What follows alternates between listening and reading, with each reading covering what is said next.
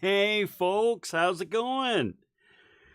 Oh wow, it's been a while since I've done one of these, but we're kind of making some changes over here at Nutshell Brainery. So as you know, we're doing these Tuesday, what, the third? Yeah, the third Tuesday of every Tuesdays, right? Third Tuesday of every month. There we go. That's what I'm saying. Third Tuesday of every month.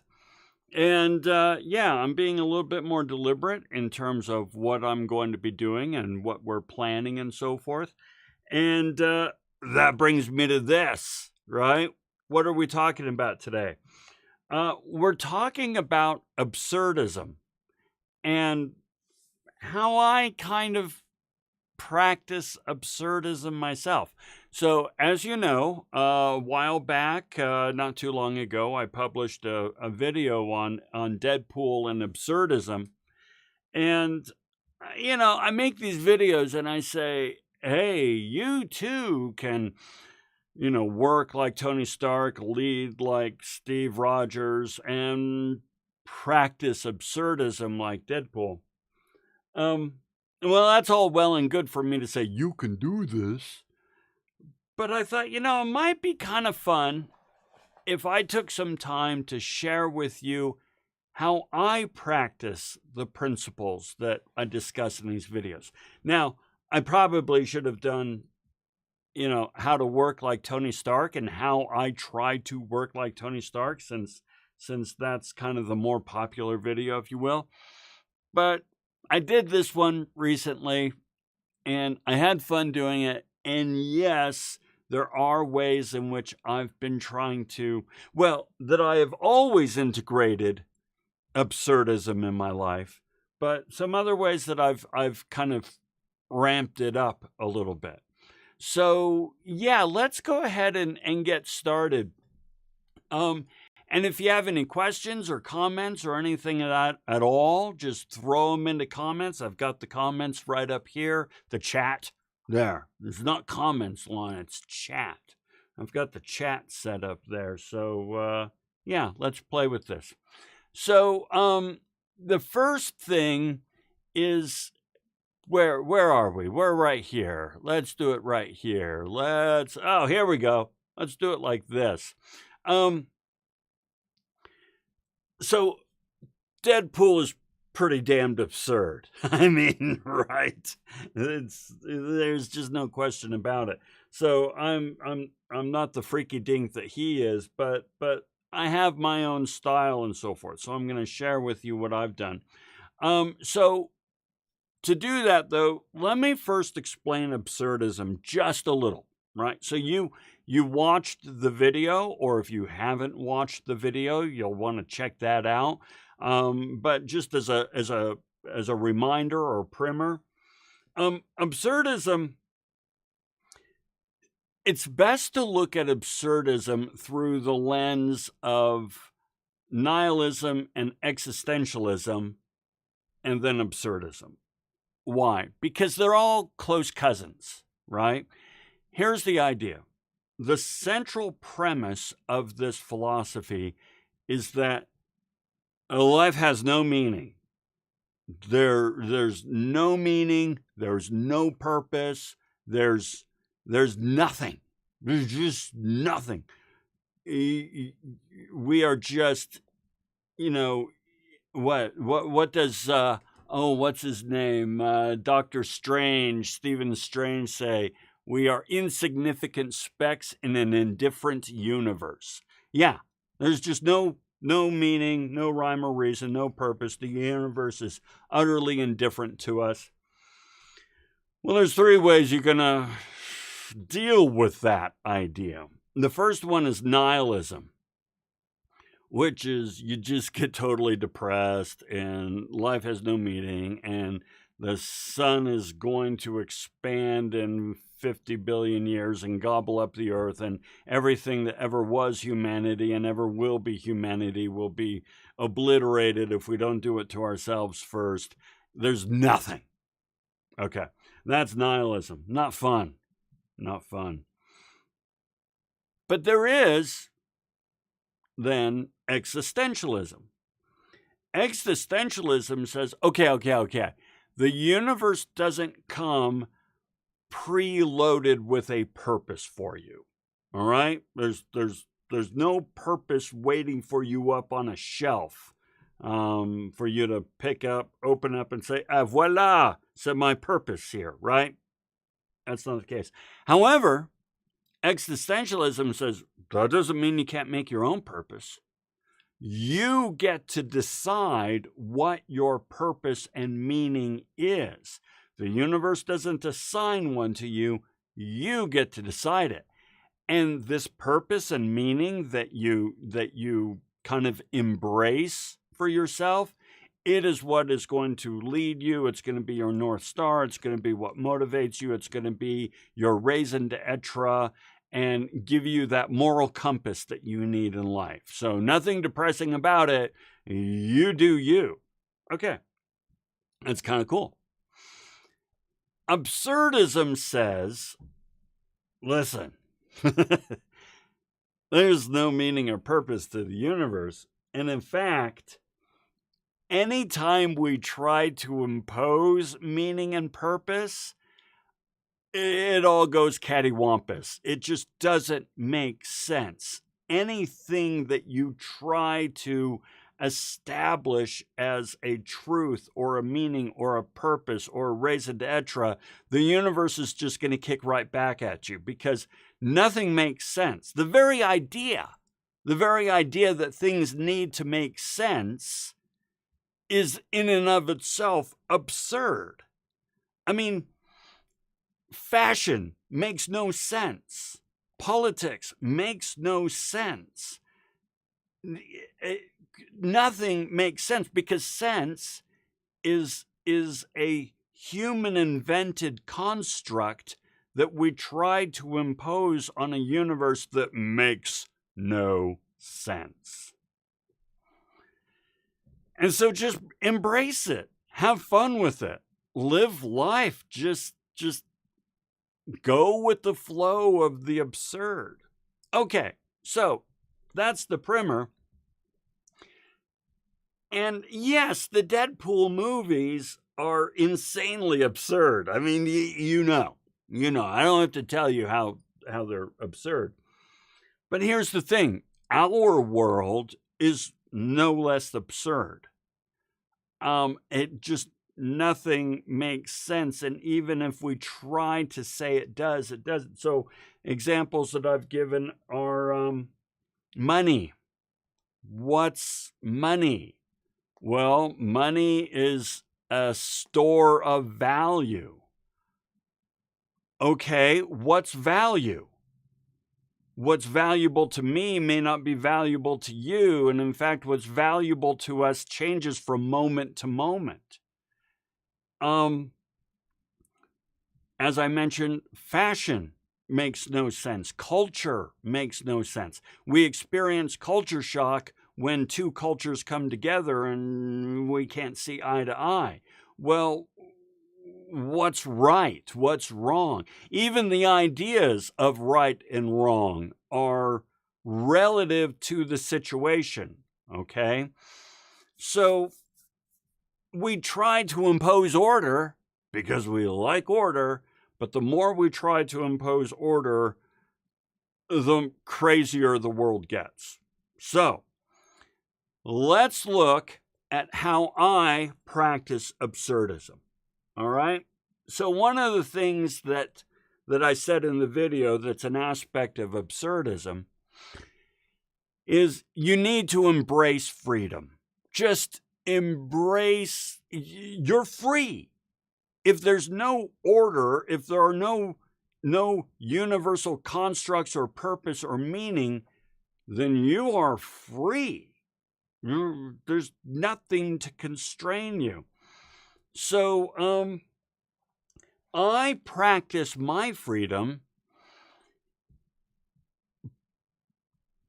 not by saying I can do anything, all right, because you can't. I practice my freedom by saying I am only this. I have very, very strict boundaries. So as the list here says, I'm a husband, I'm a cook, I'm a cleaner, lecturer, video producer, writer, the list goes on, gentleman gardener, I'm into reading, studying, watching movies, playing with the dogs, time with the family, languages. That's it. Now, if there's anything missing from that list, it's because I don't care. I don't care. All right? I ought to put charities on that, actually, now that I think about it, because I do care about some charities, and I should include that. So charities need to go in there.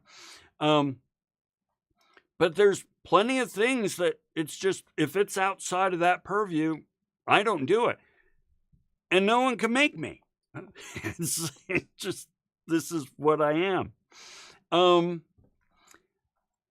I am working really hard to free myself from the addiction of extrinsic motivators. Okay, let me explain. Things like money, pay, awards, recognition, accolades, things given to you from outside, from other people that are either meant to build you up or break you down, right? These are powerful. They're powerful, but what we do by accepting extrinsic motivators as a source of fuel for our actions and our desires is we give other people and institutions power over our motivation. And that's not cool. That's just not a good way to go. I want to be intrinsically motivated, which means I do things because it's what I do. I enjoy doing them. I feel a sense of purpose and meaning, right, in doing these things. And so I do what I do, and I do them for my reasons. And so when I am offered external validators, award certificates, so on and so forth.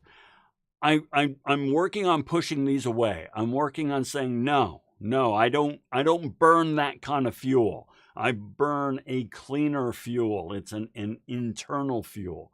So this makes me free from the controls that society and institutions and organizations attempt to impose upon me. Okay? So that's part of embracing freedom. Joy in the absurd. One of the things that absurdism says is take joy in the absurd. Have fun with it. Don't fight it. Embrace it. Just go with it, right? And so here's an example. I am William the Cantankerous, Earl of New Northumbria. And my gardens, my home, are the gardens of New Northumbria. Okay? Now, what am I talking about? I'm talking about my property, my home, my gardens, my yard, and my home. It's New Northumbria.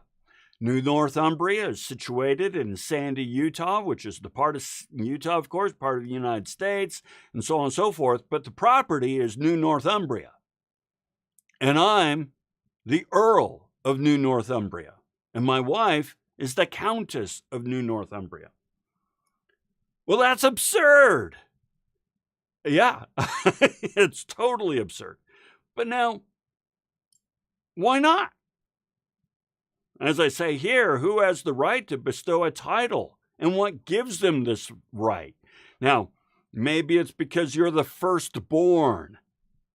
How is being the firstborn of something, how does that imbue you with the right to name a property? Right? Or maybe, God gave you the right to name something, because God chooses kings and queens and all that. And it's kind of like, that's pretty subjective. It's pretty subjective. Or it's the will of the people. You are not a government. The will of the people decides a government, and the government has the power to name things and so forth. So you're going to let the will of the people decide what you can and cannot do in terms of naming a property? All right. Or governments are often founded on violence or the threat of violence. Larger army diplomacy is pretty much what started government from the beginning, and it's been all on. So, yeah, I've decided that that's what I am, and here's my crest. I just designed this crest last week. That's the family crest of New Northumbria, all right? And what you've got yourself there is a gnome. I'll talk about gnomes here in a moment. Then across from the gnome is a ship. My last name is Schiffbauer, and so shipbuilder in German. A spatula, because I barbecue and I cook. And a clock, because I'm into time management. So that's our family crest. And yes, in the gardens of New Northumbria, I have my subjects. They're gnomes. I have gnomes all over the place. The Buddha, he doesn't care. He's just being all Buddha-like and so forth. There's another one of my gnomes there meditating. There on the far right behind the tree is a gnome. And then, of course, I have my wife's stained glass in the garden. I have a patio that I just completed. And I have the cardinal, markers on the patio, northeast, southwest, and so forth. So, yes, and there's a gnome sitting next to his steed, a giant toad. So this is New Northumbria, and I'm the Earl. Take joy in the absurd. Okay, the next thing that Deadpool does and that absurdism invites you to do is to go against the illusion of control. There is no control. There's no control. All right? And instead of trying to fight the illusion of control or embrace fight control or embrace control or whatever, just reject it. All right. So, for example, me and policies. There's policy and there's practice. Now, I maintain that policies are the domain of cowards. Now, what do I mean by that? Well, I mean, policies are put in place by people that don't trust others. Okay? If you don't trust people, you put in place a policy. And you follow the policy if you don't trust yourself. Now, the truth is, I believe that no policy out there is smarter than a person. A person is an intelligent, sentient, observant being in a given situation. And if you're telling me that a 6-paragraph policy can anticipate the nuances and ever-changing dynamics of the environment in which we as human beings, engage and we inhabit this environment, if using a policy is going to be better than 2 people or whatever, a group, coming to a solution, then you don't have very much faith in yourself. So I don't really concern myself with policies. I do what I feel is best in the situation for my stakeholders. Willing to work outside the system, because the system is control. The system is all about control. And it's an illusion. Once again, if I can deliver something that exceeds the boundaries of the system, then I'm going to do that, such as with my student syllabus and so on and so forth. Because a system and a policy, and both of them, are designed to bring about mediocre performance from the lowest common denominator. All right? Systems and policies are built on the idea of this will cover 80% of the situations. It can never be 100%. And we're going to make sure that it is accessible to the lowest common denominator. I'm not interested in living my life based on what is designed for the broadest market, the broadest audience, to bring about the most mediocre results. So I work outside the system. All right? A whole bunch of different ways. Another way that I kind of fight the illusion of control is I follow people, not titles. So as a result, this means that hierarchies and org charts and who reports to who, and I don't really care. And I'll give you an example. Far and away, the person who has the most influence upon me by light years is my wife. Okay, my wife has the most influence upon me. However, the person who has the second most influence upon me, especially in the workplace, when it comes to the workplace, who has the most influence upon me? My boss? No. My boss's boss? No. No. The president of my institution? He doesn't even know I exist. So who has the most influence upon me? Well, her name is Penny. And Penny is not my boss. She's my peer. But she was my boss back 20 years ago. Now, she hasn't been my boss then. We've been business partners, and we've been collaborators, and we've been contractors, and we've been peers. We've been all kinds of things. But frankly, I will listen to her every day of the week when it comes to workplace situations. Whereas if somebody on an org chart says you need to listen to me because I'm your boss, it's like, no, I don't follow titles, I follow people.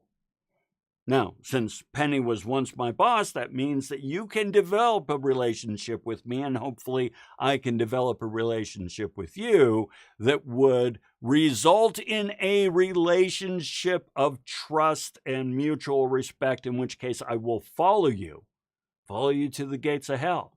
But it's because of trust and mutual respect and admiration for our competencies, not because some system somewhere checked a box on a computer that then said that you're a boss in an org chart. That doesn't mean anything to me. Okay. Finally, I think it's finally, absurdism kind of, I'm looking at the clock there. Absurdism invites us to choose our own morality. So if all constructs are absurd, there's no rhyme or reason to the universe, and anything that we set up as a construct, such as systems and governments and moralities and values and so on and so forth, if they're all just an absurd fiction, well, then you can make your own. You can totally make your own. So here are some of my moralities. I don't answer the door or the phone. I don't answer. My voicemail even says, "Hi, you've reached the voicemail of Lon. If you're calling this number, that means that you have my number, which means you can text me." I don't answer the phone. I don't answer the phone because we all know that 99.999% of the calls are scams and spam and sales and so on and so forth. So that has destroyed the phone for me as a medium of communication. So I just don't answer it. So send me a text and I'll call you. I also don't like the idea of a phone call. You see, when you make a phone call, same thing when you come to the door, but we'll stick with the phone call. When you make a phone call, you are saying, I need something right now, and this is a good time for me. I have a need. I have a spare few minutes. That way I can so this is a good time for me to call you. Now, I don't know if this is a good time for you. I don't know what you're doing. I don't know if you're working. I don't know if you're playing. I don't know if you're dealing with a mortal wound. I don't know if you're with your wife right now. I don't really care. This is a good time for me, and I have a need, so I'm going to call you. I don't like that. Send me a text, and I'll call you. Same thing with answering the door. It's all sales. It's all sales. It's all sales. And I don't want to. Why is it incumbent upon me to be polite when you're interrupting what I'm doing? I am the Earl of New Northumbria, damn it. I have things to do. I am engaged in things that matter to me. But apparently it's important for you to offer me solar panels. No. I wake up at 4 and go to bed at 8. That means I'm unavailable in the evenings. Too bad. I don't care. I get a lot of really good work done from 4 to 6. Holy cow. I am on fire from 4 to 6. I don't attend live tech training. Think about it. Every single time you go to live, we need to train you on a new system. So come to, this office, this room at this time, this conference room, and we will train you on this new system. No, I don't do that. Okay, so let me explain. So first of all, the technology is never working. So they're having a hard time getting started. Second, there are people in that room who can't use their own technology. I'm not able to sign in. Wait, I'm not seeing what you're seeing. Hold on, how did you want me to enter that in? Hold on, I can't access the system. Wait. Drives me nuts. And then people are asking questions that if they would just let the person do the training, it would answer the questions. But no, they can't do that. They have to ask the questions, and the person has to answer them totally out of sync from the training. And then finally, half the people in the room are pushing back, saying, why are we doing this? This is stupid. It's not as good as it used to be. That is not helpful. So I don't attend live training. You go ahead and put out a video or send out instructions. I'll figure it out on my own. Trust me, I can figure it out on my own in a fraction of the time that the live training would take. Finally, one that I'm willing to share is I don't explain myself if I'm not prepared to negotiate. So when I've made a decision, I've made a decision. I mean, that's what a decision is. A decision is not, this is kind of where I'm sort of thinking-ish. It's like, no, I've made a decision. And when somebody says, okay, well, why have you made that decision? They're not asking because they are seeking to understand. No. They're asking because they want to negotiate a compromise. They are looking for either loopholes or kinks in the armor or ways that their solution can match your objectives and your values and say, well, you want A, B, and C, but how about if we do X, Y, and Z, and that will still give you the core of what they want to negotiate. They want to get what they want. And I've already made a decision. I don't explain a decision. I'm not prepared to negotiate. Now, if I'm prepared to negotiate because I haven't made a decision yet, I'm still trying to kind of work my way through this. Oh yeah, I'll explain ad nauseum, as I am doing here. And here's the last, but this is just my current take. Part of my morality is I love changing my opinion. I change my opinion all the time. There is nothing virtuous or admirable about an ossified opinion. If your opinion is not changing, that means that you're not learning and growing. And if you're not learning and growing, I don't have time for you. So I change my opinion all the time. I switch sides all the time because I'm learning and growing and exploring and delving and so forth. And I like challenging my own positions, things that I've always kind of held as sacred. One that I'm working on right now is, if you've watched any of my videos, you know I'm into time management. I've even got it on my family crest of New Northumbria. I'm into time management and I'm really into setting a purpose and so forth. But now I'm starting, and I've taught this for 20, 30, 40 years. And now I'm starting to think maybe it's all BS.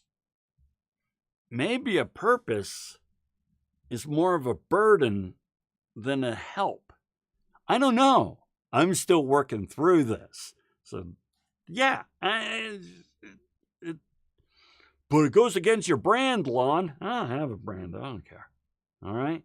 So, folks, there you go. I want to take a moment and thank my Patreon supporters. We got Eric and Trish and Daniela and Elizabeth and Chelsea and Cameron. And you know what? I'm hoping to do a lot more of these and to, explore some other ideas and so forth. And as we get more people attending, we can get some more back and forth and discussions going on and so forth. If there's anything you would like me to do, any video you would like me to discuss and talk about how I either follow or don't follow the concepts explored in the video, let me know and we can play with it. All right. That's all we've got for today. So, hey, thanks a ton. Hey, where's the buttons? All right, there we go. And we'll see you next time around. Have a great day and go off and make some trouble. We'll talk again soon.